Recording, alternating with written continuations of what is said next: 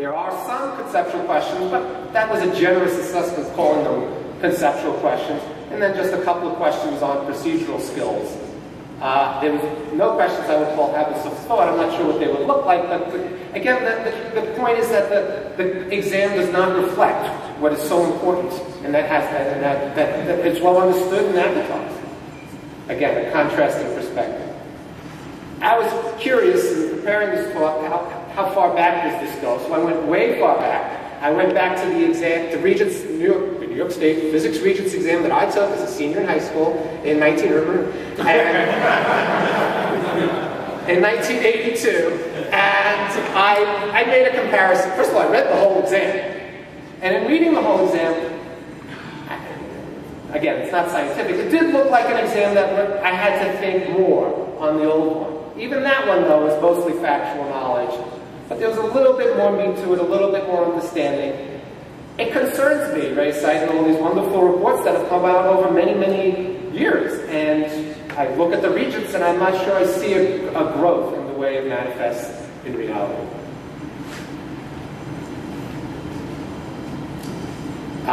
Standards.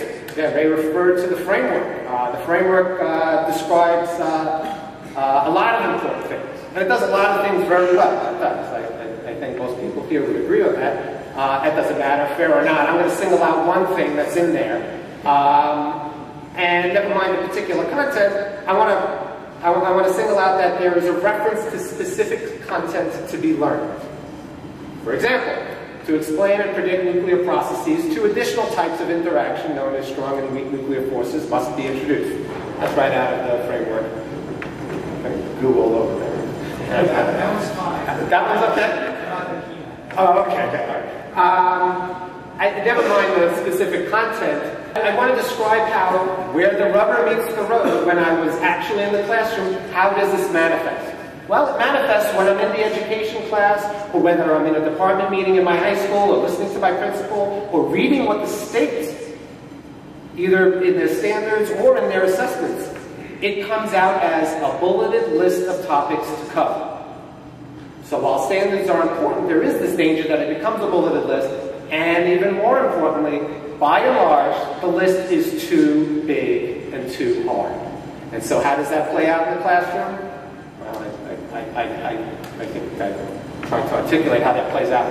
It plays out with students taking an approach to teaching, to learning and understanding very different from what an expert would want them to do. And here's the, I won't go into this, but here's the particular Regents on this question, Regents question on this topic. And I can't help but think that my students knew nothing about these terms or these forces and were forced to come up with sort of low-level strategies about how to answer them. In any version, I assume, of the NGSS, front matter is language like all standards, all students. Doesn't matter which policy you go to or which document you go to, that language is all over. Now, I went into sabbatical thinking that all students could learn. Not just learn, could learn real physics. Not dumb down, memorize, repeat physics, but learn real thinking, reasoning, science that we all love about physics. I spent the year and I really got to know each and every one of my students in the class at all levels. It was a pleasure, and it was something that was the greatest part of my sabbatical. I'm now even more convinced that that is true. It is true. Okay? But, there's always a but. Gary kept coming back. all students, all access, all the time. It didn't matter what Gary did. He kept coming back, and he knew he would. Gary destroyed the esprit of the classroom, the curriculum, the instruction in that classroom. Marlon was a friend of Gary. I knew Marlon's parents. Marlon's parents did all the right things. Marlon wasn't going to get into any real trouble.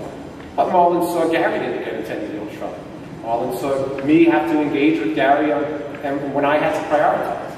So Marlon kept pushing the envelope, and he wouldn't have under different circumstances. But my biggest embarrassment on sabbatical was Robinson's. If Robinson were in a different school, there is no doubt in my mind Robinson would have been Ivy League bound and doing well there. During one of my sparring matches, I don't remember if it was Gary or Marlon, Robinson snapped at me. This is crazy, we're not learning nothing. I went home, I apologized to Robinson, and I couldn't sleep for days, because he was right. The Engage and Excel report puts forward overarching recommendations, which I think we went by that one really fast. But they're there. They refer to the first 2 years of college, but I want to let you read the language. But it makes reference to there's good stuff out there we should be using. I can't begin to support how important that is. All right? Even though that makes reference to the first two, to undergraduate education, I want to point out the perspective I had in the classroom. Teachers learn science in one way. They go through high school and college, including their first 2 years, learning science one way. They are taught explicitly to teach in a different way from which they learned it when they go to teacher school. They are then told by their principal to ignore the first two things and do what they want. And then you go into a classroom realizing none of those three things even matter. So I put the word system here next to contrasting perspectives because we need to think of this holistically. I really feel like doing that. But we need to think of it holistically. 1 minute. All right. My favorite slide, and I don't have enough time for it. I don't want you to think that it was a complete disaster, me trying to teach all these students. It was a partial disaster, but it was not a complete disaster. I got to know some of the most wonderful, successful teachers, science teachers and otherwise. Some activities that I did just played out beautifully and wonderfully, even with, I was going to say his real name, even with Marlon. Marlon, I don't know why, he loved the Scotch tape experiment. He was all over it. Certain curricula, certain simulations. I got to know certain students, Carlos and Linda. When they came after school, they were different people, and the way I got to engage them and know them and teach them was just marvelous. Meeting John and Pedro coming in with their mothers. Well, that I like. But to meet them in a different context and see the family support that they have. There are so many avenues and possibilities in all these different ways to success that can and should, and I tried my best to leverage. Real quick on Miguel. Miguel was borderline as difficult as Gary. I don't know why I got along well with Miguel. And Miguel was smart, and I guess the difference was Miguel would occasionally reveal to me how well he could do. And so he didn't give me as hard a time, and I sort of, I don't know, I had the New York thing going with him, I guess, but I checked on one of the standard boxes to check. I put on his report card, special aptitude in the field. And the next day, Miguel walks into class. He's strutting and happy. He says, "You think I'm smart." And I said to him, Miguel, there was no pain in the ass box to check. And I think he liked that more.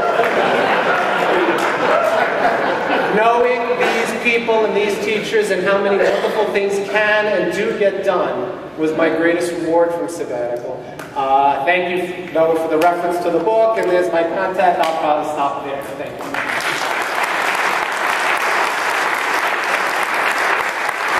What an excellent example of rising to the concrete, to putting us to the test. I really, we all deeply appreciate that. Hi, I'm Fernand Brunswick from New York City. How do you say less is more might help? Is that? Less is more. How would less is more help? I'll focus my comments on my experience.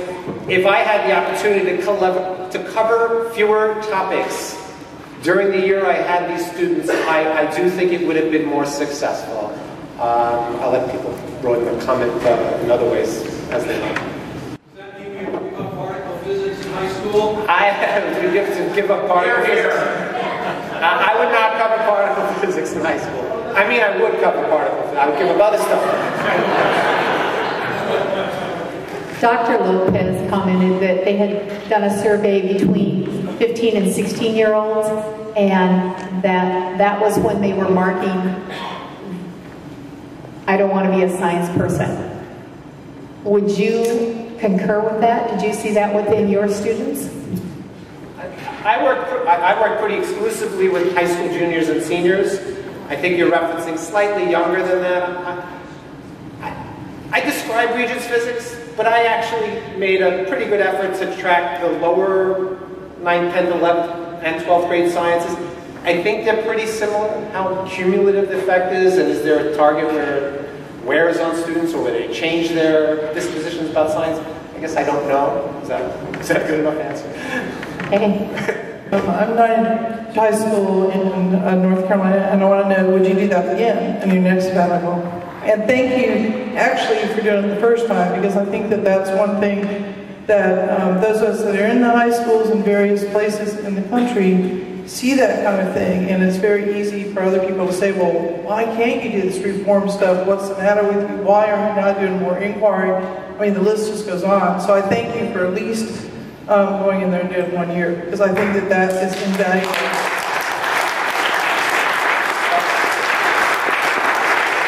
Thank you for your very nice comment. I mean, I entered sabbatical with such great respect and admiration for the teachers where the rubber meets the road. I feel lucky to have the opportunity to try to gain that perspective. Would I do it again? Let's see if my wife is here. Yes. She won't let me do it. I also taught a couple of years of high school before I started teaching at the community college level. And I can tell you, and I empathize, classroom management is actually probably one of the things that is greatly underappreciated. And a lot of teachers who go through teacher training programs often don't get enough experience and instruction in it either. And that is something that I found out the hard way, and I'm still struggling with. It can be as much or even sometimes more important than the actual content that we are teaching our students.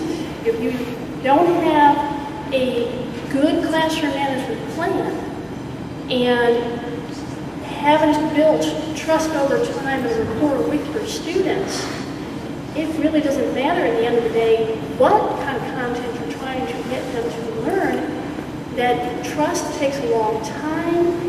That structure takes a long time to build, sometimes months, sometimes a semester or more.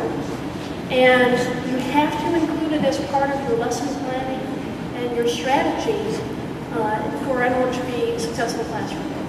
I could just say I agree. Classroom management, especially in places like inner city schools, it's the reality you confront that has to be navigated. And it's not something that's easy to prepare for. You have to jump in. Thank you. This is sort of a mea culpa. I had to do this distinction of being part of the committee that wrote the Regents curriculum.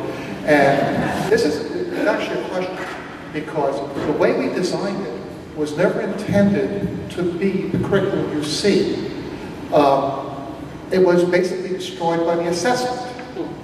The assessment was made so difficult that the teachers had to put a tremendous amount of extra time in and spend all their time on things like actual knowledge. How do we stop things like this? I think that, first of all, the Regents curricula and the Regents exams in physics have been sort of generated by thousands of people over generations. It's part of the product.